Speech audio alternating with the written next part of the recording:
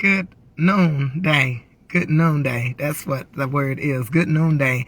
I am Naomi Jones, and I'm coming to you live at the 12 o'clock hour with Work the Word Wednesday. So my word for today is I must die so others can live. I've been doing a topic of discussion for the whole month of August about fights. Force Ignited, getting his touch. And so when we're learning strategic postures and areas that we can target the enemy or gain back our inheritance or our position that God has destined for us to have. So as I did prison ministry for over 10 years, I will mainly close out with the song, He Meant It For My Good. Even though I didn't see any good on the horizon, I had to speak it into existence. So the song is telling us that no matter what it is that we have went through, I've come to the realization that God has meant it for my good. So as I discussed on the Prayer Works line last night, Samson was my main character of discussion.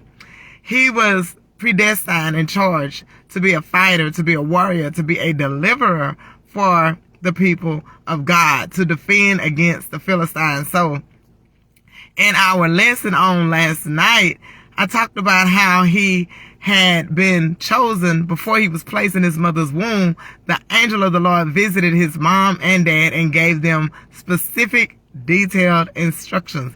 And during the course of his life, he got derailed, he got distracted, he was fighting some things, and he got in a trap. Targeted right at promise. So at the end of his lifespan, I want to talk about the end.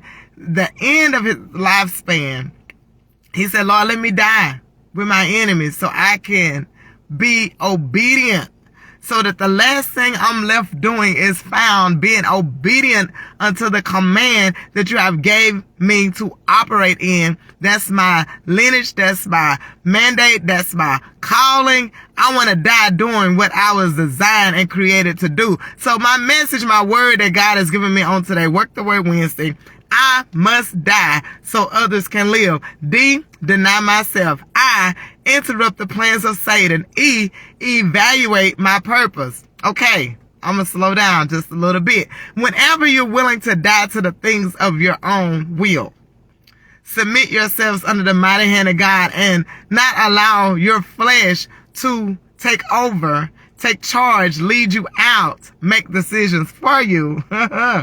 I know oh so well how I allowed the things that I was dealing with to overshadow and shift my focus from obeying the word of the Lord, because I didn't want this. I was raised up in a church family, in a household of prayer, in a family filled with love, and I wanted to choose otherwise. Now I'm going to tell you what happened. When I chose this man after the lust of my flesh and the pleasures of my eyes, it resulted in me what? Giving birth to 4 children, raising them alone, because he died when they was the age of 3, 5, 7, and 11. So God began to allow me to turn my heart to him in repentance and seek for salvation. When my oldest son was born in 99, a month old, I gave God my life. I'm like, okay, this is not going to work. Let me get back to the root of what I was raised in. Let me revisit the foundational places. So as I did, God began to groom and grow me. I'm not going to say I didn't make mistakes. I'm not going to say I didn't take the scenic route. I'm not going to say that I got, yes, Lord, in my heart and salvation and started doing right. I've erred. I've fallen. I've been restored. I've been redeemed. I've been bought back. I've been summoned.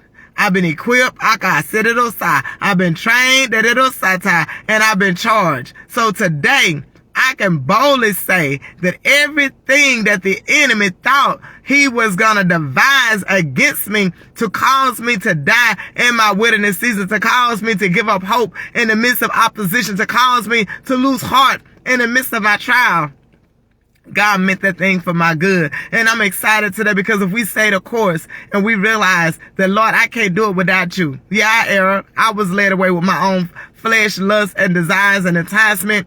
But I'm so glad that trouble don't last always. I'm so glad that God got a redemptive plan wrapped up in his hand, that as we come to him, I said it also, he will allow his blood, he will allow his mercy, he will allow his grace to cover us and to cultivate us and to get us to that designed place at the accelerated speed, at the appropriate time, in due season. So today, what are you willing to deny? What are you willing to give up? What are you willing to die to? How can you interrupt the plans of the enemy? How can you cause the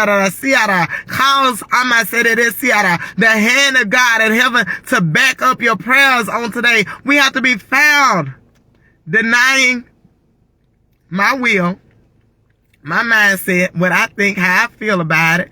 I have to give it all up. God said, when you come to the end of yourself, that's when I'm going to show up. So I'm realizing each day there's a level of Naomi that has to die so others can live. I have to sacrifice my time and study. I got to sacrifice my sleep and pray. I got to sacrifice my desires and do what God is calling me to do, because it's urgent. Somebody's life is dependent on what? My sacrifice. So we have to die so others can live. And so today, I want you to search your hearts and begin to ask the Lord, what part of me do you want me to die emotionally to the hurt and the pain that I've housed and kept in my heart too long? Because there's no room for the grace of God when you have sin in there. We have to ask, Lord, remove the animosity, remove the jealousy, remove the fear, remove the faintness, remove the trouble out of my spirit, so that my soul can be charged with whatever it is that you have given me an assignment to perform. Samson, he was in love with Delilah. She didn't want him. It was a setup to get him out of alignment with the will of God. And sometimes we escape the setups that was built and designed strategically to cause us to become prey for the enemy. God had to pray me out of the bed of fornication. God had to pray me out of the pit of despair. God had to pray me from that suicidal mindset through the word of God. The preacher said, you cannot afford to die in this season. It's the wrong season to die. So I'm grateful for the men and women that God have allowed to cross my path. And with the same measure that he brought deliverance unto me, I have been charged to give a word to you and to speak healing, speak deliverance, speak restoration, give you hope. Because the same God, the same spirit that raised up Jesus from the dead will also quicken our mortal body. The same God that gave Samson redemption at the end. He said, I just need you to move one more time for me. And please anoint me with enough strength and power to finish the assignment well. And when we have been charged with an assignment, we got to finish it well.